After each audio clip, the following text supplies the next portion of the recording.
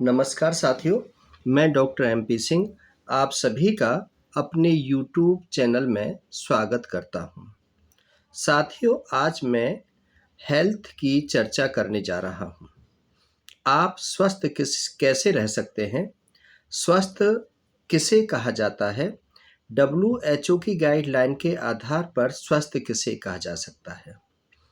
यह BSc nursing और nursing विद्यार्थियों के लिए भी वीडियो बहुत लाभदायक है। आम जनता के लिए तो ये बेहद महत्वपूर्ण वीडियो है। स्वस्थ का मतलब यह नहीं है कि आप बीमार होंगे तभी आप अस्वस्थ कहलाएंगे। आप बिल्कुल फिजिकली स्वस्थ हैं, लेकिन फिर भी आप रोगी हो सकते हैं, क्योंकि फिजिकली, मेंटली, सोशली, इमोशनली ये सब यदि आपके वेल बीइंग हैं, यदि ये सब कुछ आपके ठीक ठाक हैं, तो आप स्वस्थ हैं। यदि आपके पास बहुत सारा धन है और समाज के लोग आपको इज्जत नहीं देते हैं, या समाज के कार्यक्रम में आपको बुलाते नहीं हैं, या आपका सम्मान नहीं करते हैं, तो आप स्वस्थ नहीं हैं।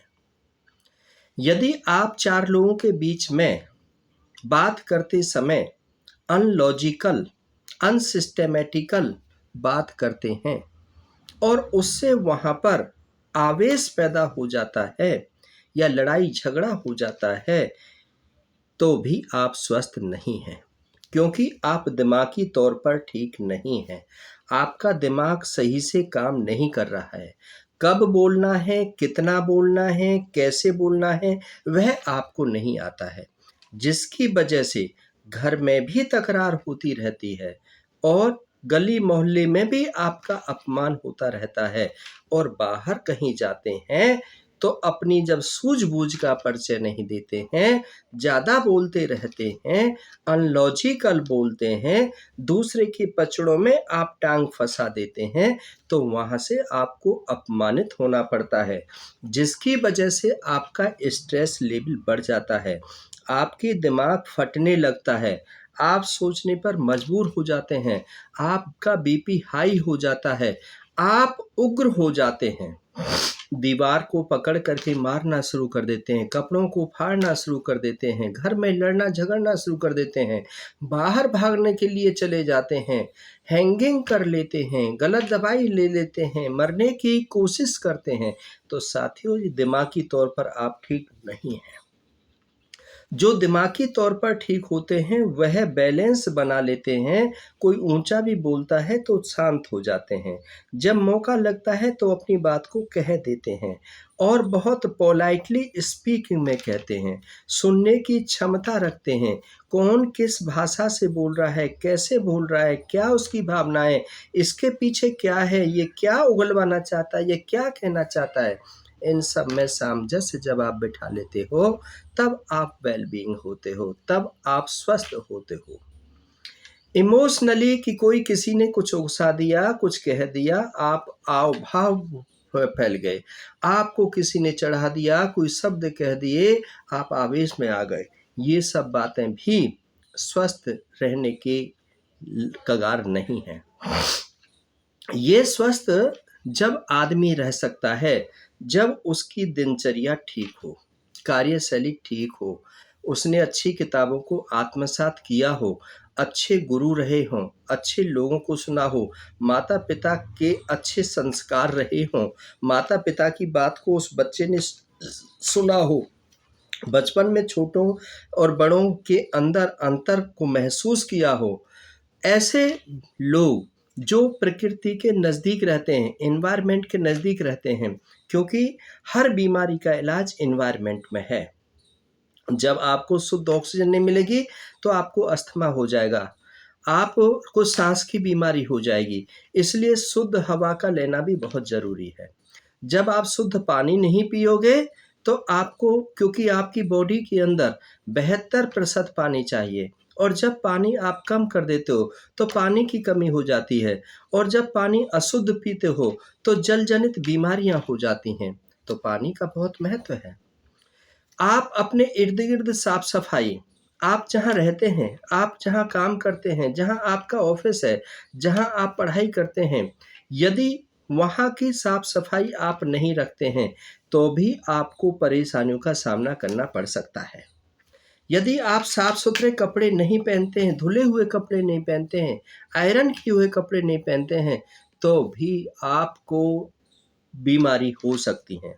आप भोजन कर रहे हैं, हाथों को आपने साफ नहीं किया, आप शौच आदि जा रहे हैं, आपने हाथों को साफ नहीं किया, आप फिसलन वाली जगह पर जा रहे हैं, आप वहाँ पर गिर गए, आपका कूल्हा टूट गया, आपकी हड्डी टूट गई, तो ये सब कुछ आपके ऊपर डिपेंड करता है कि आप स्वस्थ रहना चाहते हैं या बीमार पड़ना चाहते हैं। यदि आप स्वस्थ रहना चाहते हैं, तो रिफाइन से बनी चीज़ों को त्यागना पड़ेगा। आपको दोपहर के समय पर सलाद खानी होगी। आपको सुबह खाली पेट चाय-पानी नहीं पीना होगा, कॉफ़ी नहीं लेनी होगी, गुनगुना पानी सुबह लेना होगा और यदि शाम को सोते समय गुनगुने पानी से भी आप स्नान कर लेते हैं, तो वो आपको बहुत फ़ायदेमंद होता है। जब आदमी बहुत ज़्यादा आवेश में होता है, बहुत उसका काम करने को दिल नहीं करता है, उस समय वह जब स्नान कर लेता है, तो उसकी थकावट दूर हो जाती है, बेचैनी दूर हो जाती है और वह काम भी करने लगता है। इसलिए साथियों पानी का बहुत बड़ा महत्व है। पानी आपको कम से कम 3 से 4 लीटर पीना है। पानी आपको बैठ कर के पीना है, खड़े होकर के नहीं पीना है और पानी आपको शुद्ध पीना है। बॉइल्ड वाटर यदि आपके पास में बिसलरी पानी नहीं है, पानी है तो उसको पहले उबाल लीजिए, छान लीजिए और फिर उसके बाद पी लिए। तो उससे आपको पानी की कमी नहीं होगी। दूसरा है कि भोजन, आप अच्छा भोजन करते हैं, क्वालिटेटिव भोजन करते हैं। शाम को आपने भोजन में दही, चावल और जो वसा वाली चीज़ें हैं, उनको नहीं लेना है। दोपहर को हेल्दी प्रोटीन डाइट आपको लेनी है और सुबह को आपने जो तली हुई चीज़ें हैं, मिर्च मसाले वाली चीज़ें हैं, इनको आपने अवॉइड करना है। शाम को 6 बजे से पहले आपने भोजन कर लेना है ताकि और भोजन के बाद में कम से कम 5,000 से 7,000 कदम आपने पैदल चलने होते हैं। आप बचपन से लेकर के बुढ़ापे तक कभी बीमार नहीं होंगे, ये मेरा दावा है। यदि आप इन बातों को अपनाते हो, प्रकृति के नज़दीक रहते हो, स्वस्थ वायु लेते हो, हेल्दी डाइट लेते हो, प्राणायाम, व्यायाम करते हो, परमात्मा का धन्यवाद करते हो, आसन पर बैठते हो, किसी को अपमानित नहीं करते हो, किसी के लिए बुरे शब्द नहीं बोलते हो, किसी को टॉर्चर नहीं करते हो, अपनी स्वास्थ्य का ध्यान रखते हो और औरों के स्वास्थ्य का भी ध्यान रखते हो कि सामाजिक रूप से आपका सम्मान हो, लोग आपको पूछें, लोग आपके पास में आएँ, लोग आपका सम्मान करें, आप ज़्यादा हेल्दी रहेंगे। दिमागी तौर पर आप मजबूत जब रहेंगे जब आपका दिमाग ठंडा होगा। जब आपका दिमाग गर्म हो जाएगा तो दिमाग फटने लगेगा। दिमाग गर्म जब होगा जब आप ज़्यादा किसी को गलत कहोगे, आप इसमें आ जाओगे, कोई तुम्हारे बारे में कहेगा, किसी के बारे में तुम कहोगे, किसी की चुगली तुम करोगे, कोई तुम्हारी चुगली करेगा, 4 बातें बन जाएँगी, लठ बज जाएगा और ये दिमाग फट जाएगा। इसलिए कम से कम बोलो, मीठा बोलो, अपने आप से अपना मतलब रखो, ज़्यादा किसी की चुगली चाटी मत करो, किसी की बुराई-भलाई में मत पड़ो। यदि आपको स नी स्वस्थ रहना है, तो खाने का भी ध्यान रखना पड़ेगा, पहनने का भी ध्यान रखना पड़ेगा, कार्यशैली का भी ध्यान रखना पड़ेगा, गलत लोगों की संगति में नहीं आना, बीड़ी, सिगरेट, तम्बाकू नहीं पीना। और जो अश्लीलता, अभद्रता होती है, पराई बहन-बेटियों की अस्मित से जो खीलना होता है, जिससे एचआईवी एड्स हो जाती है। बीड़ी, तम्बाकू, शराब पीने से मुँह का कैंसर हो जाता है, पेट का कैंसर हो जाता है, अल्सर हो जाता है, बहुत सारी बीमारियाँ हो जाती हैं। हृदय काम नहीं करता है, हृदय आघात हो जाता है, किडनी, लीवर फंक्शन सब खत्म हो जाते हैं, जुकाम-खाँसी लगा रहता है, बुखार बना रहता है और आँखों की रोशनी चली जाती है, आँखों से दिखाई नहीं पड़ता है, कानों से सुनाई नहीं पड़ता है, पैरों से चला नहीं जाता है। ये सब क्यों हुआ? क्योंकि आपने पहले से इन बातों पर ध्यान नहीं दिया। यदि आपने डॉक्टर एमपी सिंह की वीडियो को सुना होता, उन बातों को अमल किया होता, उन बातों को कागज़ पर लिख कर के चिपकाया होता कि क्या खाना है, क्या नहीं खाना है, कब खाना है, कितना खाना है, कैसे बोलना है और स्वस्थ कैसे रहना है, तो साथियों आज ये आपको भुगतना नहीं पड़ता। सुनने वाला जो होता है वो महान होता है। सुनना चाहिए, उस पर चिंतन मनन करना चाहिए, कम खाना चाहिए, गम खाना चाहिए, कम बोलना चाहिए, ज़्यादा नहीं बोलना चाहिए और स्वस्थ रहने के लिए साफ-सफाई का विशेष ध्यान रखना चाहिए। घर की भी साफ-सफाई होनी चाहिए, तन की भी साफ-सफाई होनी चाहिए, मन की भी साफ-सफाई होनी चाहिए। स्पिरिचुअल भगवान को मानना चाहिए, जिस भगवान ने हमें इस पृथ्वी पर भेजा है। हम क्या कर रहे हैं, कैसे कर रहे हैं, हम किसका ले रहे हैं, किसका दे रहे हैं, किसका हड़प रहे हैं, ये सारी चीज़ें ये मन को बेचैन करती हैं, मन में हलचल पैदा करती हैं। उसका देना है, उसका लेना है, उसका हमने गलत तरीके से ले लिया। इन सब बातों से दूर रहो। कम खाना, गम खाना। गम बहुत बड़ी चीज़ होती है।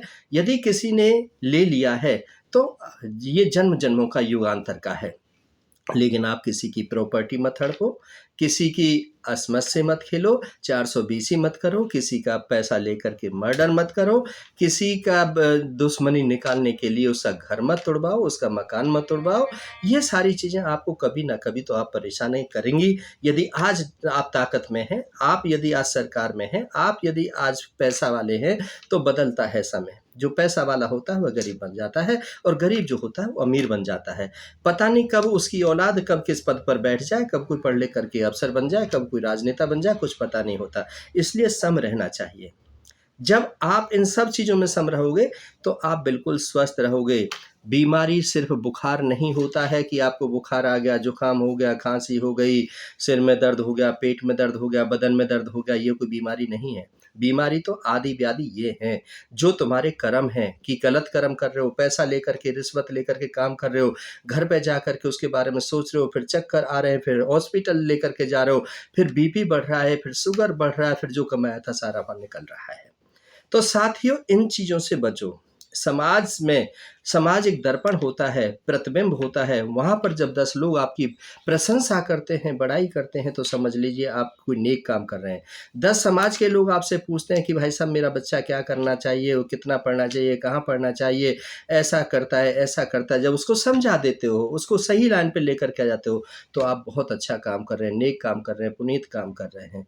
तो साथियों मैं पुनः आपसे निवेदन कर रहा हूँ कि यह वीडियो मैंने बड़ी सोच समझ करके आपके स्वास्थ्य को ठीक रखने के लिए, आपको हेल्दी रखने के लिए और आपको हर तरीके से सर्वांगीण विकास करने के लिए वीडियो बनाई है। यदि यह वीडियो आपको अच्छी लग रही हो और आपका भला हो रहा हो तो और लोगों का भला करने के लिए भी इस वीडियो को लाइक और शेयर कर देना ताकि अन्य लोगों का भी भला हो सके। समाज में ये कुसंगतियाँ बहुत फैल रही हैं। जब शरीर में रोग आता है तो कहते हैं रोगी हो गए हैं। मैं मानता हूँ कि उसे इलनेस कहते हैं, लेकिन वेल बीइंग वही होता है जो ऑल सराउंडिंग डेवलपमेंट जो शरीर से भी फिट है, समाज से भी फिट है, दिमाग से भी फिट है, इमोशनली भी है और स्पिरिचुअली भी मजबूत है। जो इन सब चीज़ों से मजबूत होता है वही आदमी स्वस्थ होता है। मैं पुनः आप सभी को हार्दिक शुभकामना देता हूँ कि आप हेल्दी रहें, वेल्दी रहें और अच्छा भोजन करें, तामसी भोजन से बचें और नरक के जीवन से बचें। अच्छे जीवन को जीने की कला सीखें, अच्छे लोगों के साथ रहें, अच्छे लोगों की वाणी सुनें, अच्छी वीडियो को जीवन यापन करने के लिए आत्मसात करें। आप सभी का आपने मुझे समय दिया, वीडियो को सुना, समझा और लाइक और शेयर किया। मैं आपका आभार व्यक्त करता हूँ। बहुत-बहुत शुक्रिया, बहुत-बहुत आभार।